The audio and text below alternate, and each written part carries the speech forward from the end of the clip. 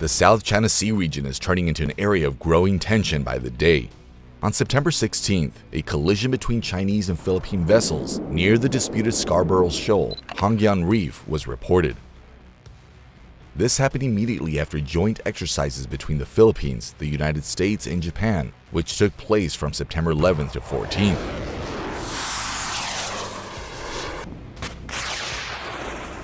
This demonstration of force by China had a continuation. A report dated September 22nd mentioned increased incursions by Chinese vessels into waters administered by Taiwan around the Pratas and Kinmen Islands. Beijing has been initiating these incursions for several years already. Such pressure from China indicates its full confidence and superiority in confrontation with any other countries in the region. Well, perhaps Beijing does have enough power to pressure its neighbors, but it is the United States that ensures the safety of these waters. Its naval forces protect trade routes, along which tankers and other vessels carry cargo worth tens or even hundreds of millions of dollars. China is trying to push out American forces as well.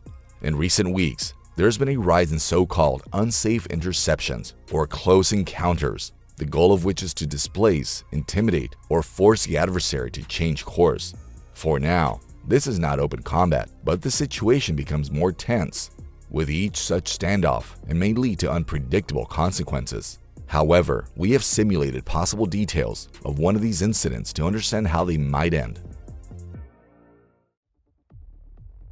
An American helicopter was conducting a patrol over the South China Sea. It ended up in a sector where Beijing would rather not see it, so the Chinese scrambled their best attack helicopter. Their objective was to drive away the American MH-60 Seahawk, or simply Romeo, as we will refer to it from now on. But the Chinese pilot didn't know he was about to make a mistake, one that would give the Americans information Beijing never intended to share. The Chinese Z-10 helicopter was scrambled from Xiamen and took less than 30 minutes to reach its target. Its orders were approximately the following: simulate an attack and scare off the Americans, forcing them to leave this sector of airspace to avoid conflict escalation. To do so, the Chinese pilot needed not only to dangerously approach his American counterpart, but also to demonstrate superiority, showing that even in the event of a fight, the US helicopter would inevitably be shot down and crash into the sea. The Z-10 is an attack helicopter developed to destroy armored vehicles and ground targets. Its use against a multi-purpose American helicopter is possible for achieving a psychological effect. However, the US Navy's MH-60 Romeo should not be underestimated. It wasn't just provoking the Chinese, but was tracking their Type 039 diesel submarine. This is an extremely important target, as Beijing's submarines venture far beyond China's territorial waters, attempting to control sea space covertly. This is a strong argument in the struggle for dominance in the South China Sea. But the Chinese diesel submarine had been underwater for 48 hours. This type of construction requires surfacing to recharge its batteries.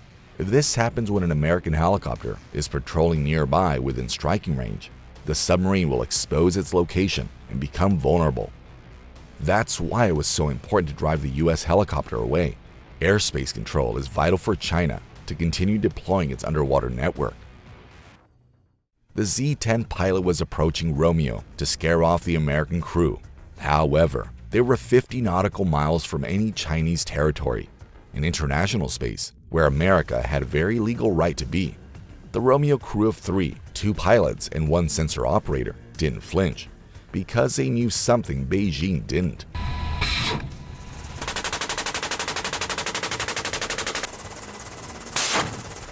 Those bulges and extensions on the fuselage are ALQ-210 electronic warfare pods.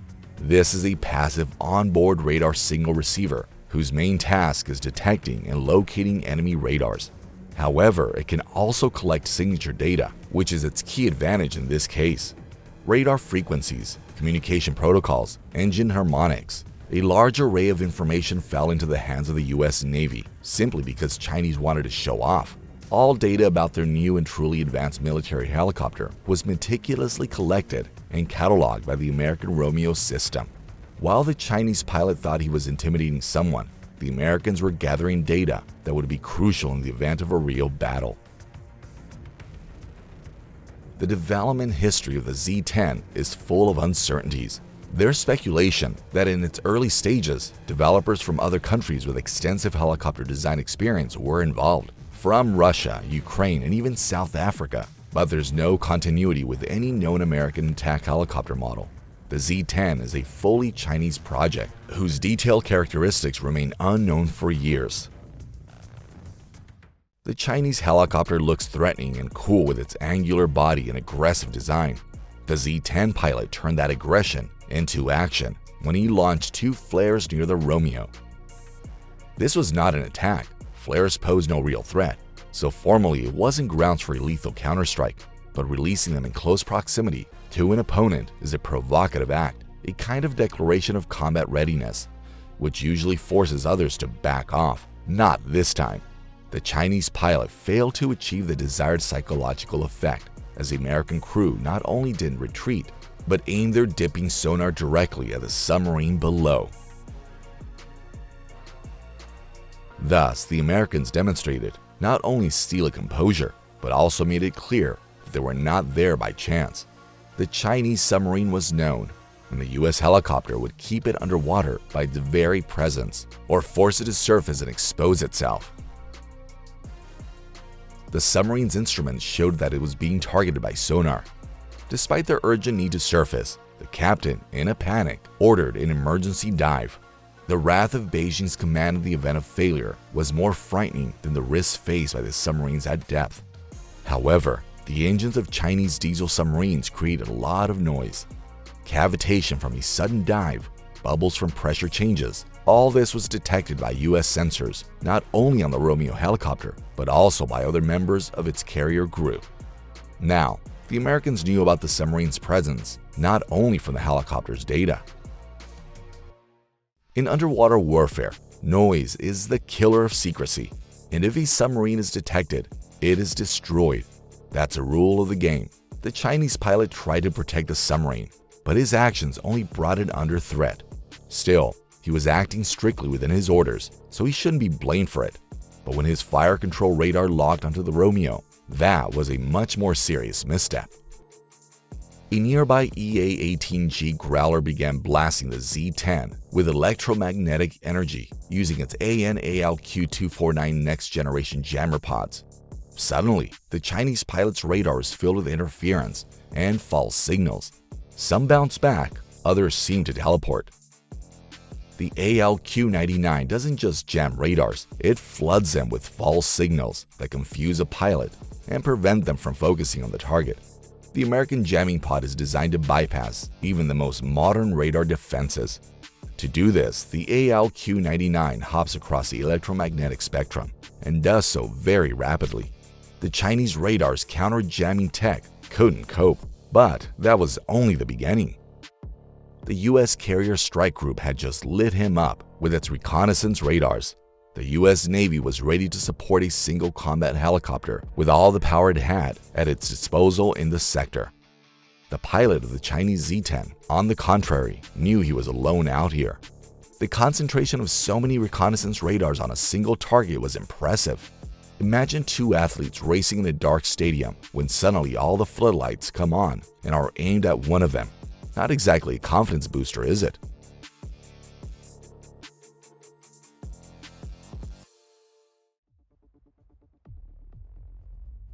Meanwhile, FA-18 Super Hornets were already taking off from the carrier's deck. They weren't preparing for combat just yet, but the message to Beijing was clear. This Romeo is only the first link in a long chain, and it's not someone you want to mess with. Behind the 3-man crew of the Romeo stood the entire US Pacific Fleet. The Chinese pilot tried everything, frequency switching, boosts on and on, even turning his radar off and on again. Nothing worked. The Romeo's electronic warfare suite operates across multiple bands simultaneously, creating what experts refer to as full-spectrum dominance. At the same time, the Romeo pilot decided to send another message. He executed a slight bank to direct the dipping sonar at the submarine below. It was now forced into desperate evasive maneuvers, but that only increased the noise it emitted. The submarine might have bought itself a few minutes, but it was inevitably moving closer to full detection. The Americans knew it was there. Now they just needed to confirm it. The American aircraft commander finally transmitted a message with a kind of professionalism that comes only with absolute superiority.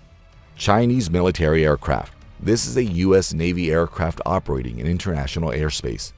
In accordance with international law, we will maintain course and altitude. This text is a standard friendly notification of presence, but in this situation, it came off more like mockery. While the Chinese pilot was likely in shock, his command back in Beijing was surely in fury. But none of them yet realized that this contact was a fresh batch of intelligence the US had now acquired about Chinese weaponry. Communication protocols, radar frequencies, even the harmonics of the rotor blades, the US Navy now knew almost as much about the Z-10 as the engineers who designed it. The Chinese helicopter had suffered a total defeat in electronic warfare, and likely because of this, the pilot rashly approached his American counterpart to within less than a kilometer. That's an extremely aggressive move, bordering on what could be interpreted as an imminent threat, which would justify defensive action under international engagement rules. Perhaps the Chinese pilot thought that the close range would give him some kind of an advantage. The Chinese pilot began assertive, aggressive maneuvers meant to provoke a defensive response. The Z-10 suddenly started darting left and right, pitching and diving in sharp jerks, like a boxer throwing fake punches near an opponent to force a reaction.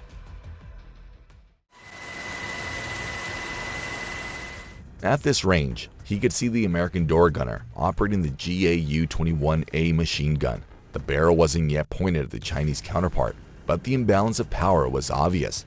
Romeo, built on the proven UH-60 Black Hawk platform, can withstand significantly higher G-forces while maintaining stable flight.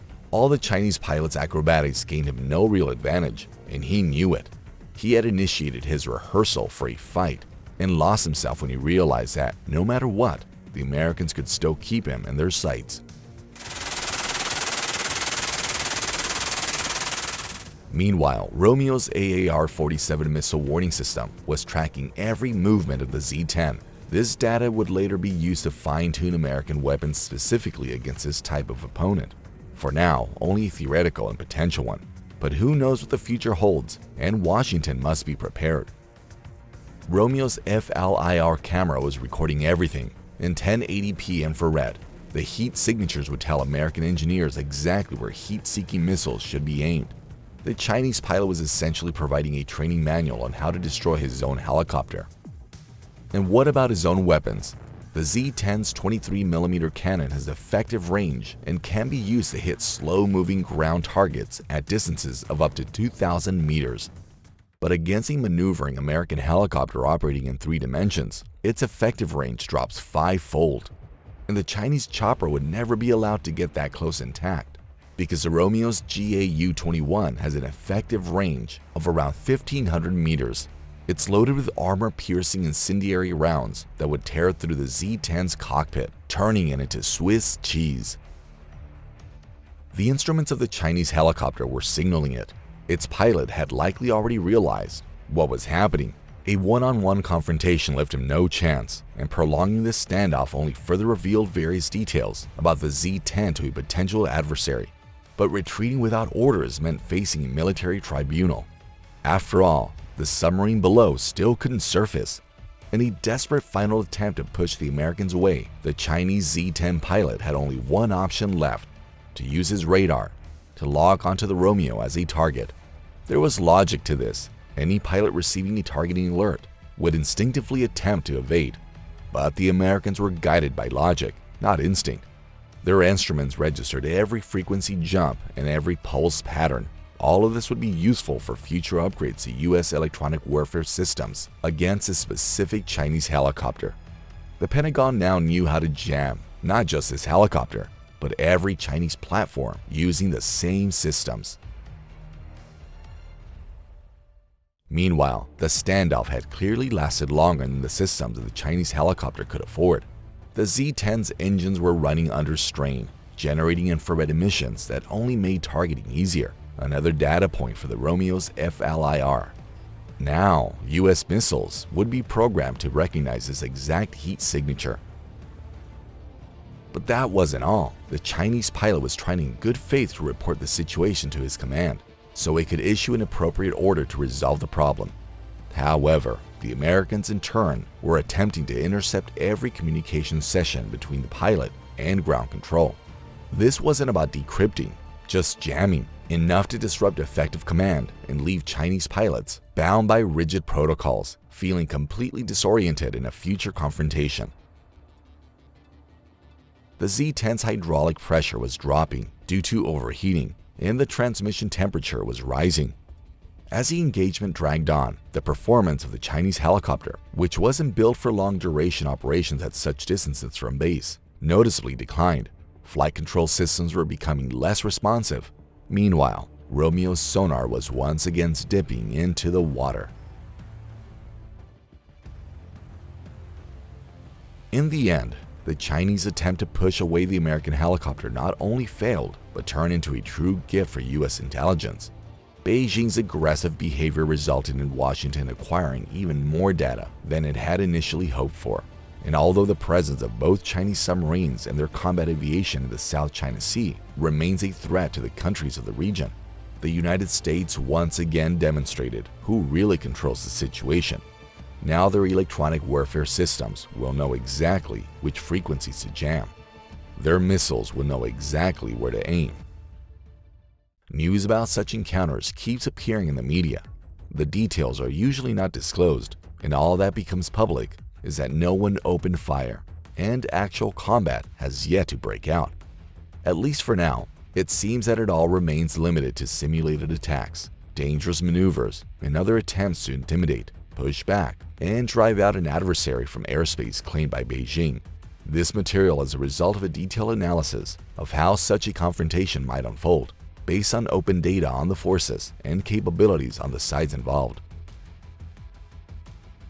Although the video does not claim documentary accuracy, it operates with real tactical and technical characteristics of combat helicopters in service with China and the United States, making the likelihood of these scenarios as high as realistically possible. All this is so our viewers can see the full picture of events that are shaping history right now. If you appreciate our efforts, give this video a like and don't forget to subscribe. We don't just model potential clashes, we also analyze military operations and even specific battles when information about them is not classified.